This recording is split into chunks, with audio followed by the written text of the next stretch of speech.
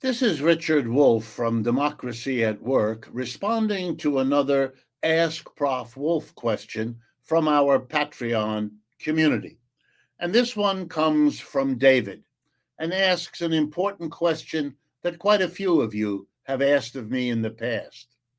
Namely, how would we protect if we once establish a worker co op, or even more hopefully, an economy based on worker co ops? How would we protect the reemergence of bosses, people who run the enterprise in the way that is normal to capitalism, but is precisely what worker co ops are designed to get beyond?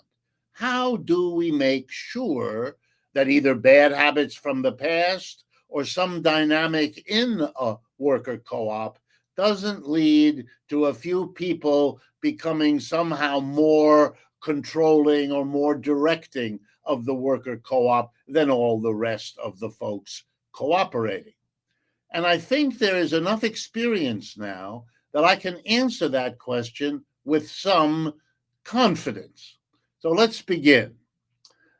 The conceptual basis of what we say as an answer is that you can divide the work that is done in a co op into two parts.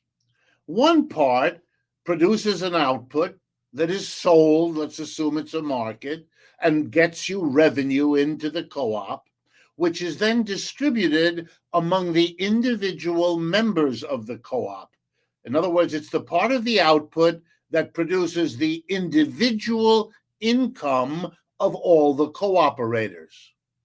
But the other part of what the co op produces yields a revenue, but that is the collective question for the co op. It is not distributed to each individual as his, her, their income. It is the collective's decision what to do with it. They could decide to distribute that individually. They could decide to hold some back for a rainy day. They could hold some as a fund for expansion. They could do all kinds of things with it. But however they decide to use it, that is a democratic, one person, one vote, collective decision. That's one important thing to do. Everybody in a worker co op then has two job assignments. Number one, whatever particular task you do in the division of labor of that co op. And number two, your required participation in the decisions about how to use that collective part of the output, what to do with the funds that are available in that way, expand the business, distribute it, whatever, and to reach again a democratic decision. Now, the next step in making sure there are no bosses that emerge is to rotate everybody among all the different positions. The particular tasks, they should be rotated amongst us. The division of the collective, if there are different functions to perform in deciding what to do with the collective revenue, that should be rotated. The idea is crucial that everybody knows each task. Everybody has experienced the conditions of each task. Nobody is going to forget because they've all been there and done that. And that means we're not going to make mistakes that we otherwise could.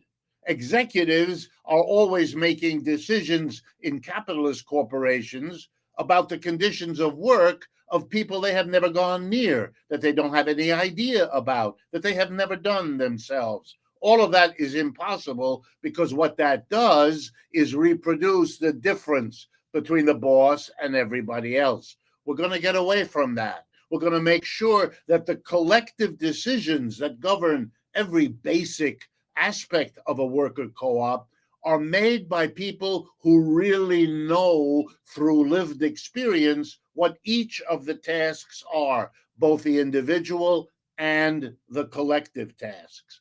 It also means that there's an interesting place for unions in a co op.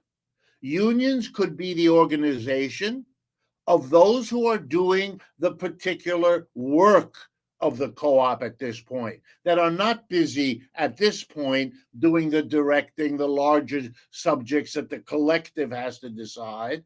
No, they're doing a particular task out of which they will be rotated. But while they're doing the kind of, let's call it for lack of a better term, collective or leadership, if you like, function, they have to deal not only with people who are not doing that at the moment, but that people who have an organization to represent their interests while they're in that position. And they'll have to negotiate with that union when they rotate into a leadership position.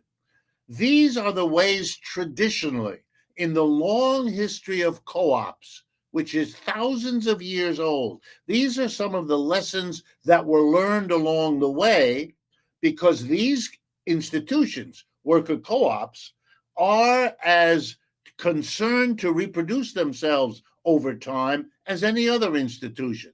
Just like in capitalism, everything is geared up more or less to reproduce the capitalist enterprise. So in an economy based on worker co-ops, things will be organized like the divisions between individual income and collective income, individual position, collective position, leadership. All of that is contextualized within a process of collective democratic voting and rotation of people. And let me conclude by facing up to what might be a criticism. If everybody rotates, then we are not entrapping anyone in what his, her, their particular skill might be. We understand that. We face that.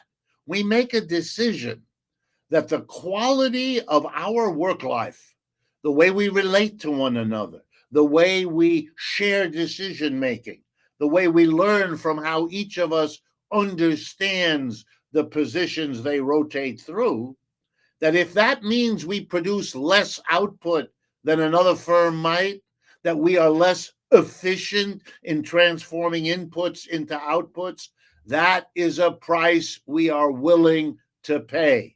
The quality of our lives at work, the quality of our relationships at work, how they develop us as human beings is a more important value than the quantity of widgets that come out at the end of the production process. That is the way worker co-ops would preserve themselves and avoid the development of bosses or any comparable division within the workplace. Ask Prof. Wolff is a product of Democracy at Work, a small nonprofit media co-op that we ask you to support.